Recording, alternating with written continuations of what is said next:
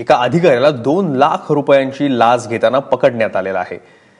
लाचलुचपत प्रतिबंधक विभागाची ही कारवाई समजली येते आणि गेल्या 11 दिवसात धुळ्यातली ही दुसरी घटना आहे जेव्हा एक अधिकारी एसीबीच्या ताब्यात सापडलाय।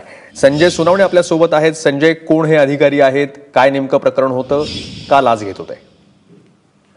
मयुरेश, ठाणे येथील हे तक्रारदार आहेत, 34 वर्षीय तक्रारदार आहेत। साक्री तालुक्यातील देगावे शिवारातील एक दूध डेअरी आहे आणि त्या दूध डेअरीला लागून जी काही 3 एकरची जमीन आहे या एकूण संपूर्ण मालमत्तेचं रजिस्ट्रेशन करण्यासाठी साक्री येथील सब रजिस्ट्रार परशुराम अहेरे, कनिष्ठ लिपिक अशोक सोनकांबळे आणि एक पंढरे या तिघांनी मिळून संबंधित तक्रारदाराकडनं 2 लाखाची मागणी केली। ती 2 लाख रुपयाची रक्कम घेत असताना या तिघांना धुळे येथील अँटी करप्शन विभागाने त्यांना रंग्यात पकडलेले आहे।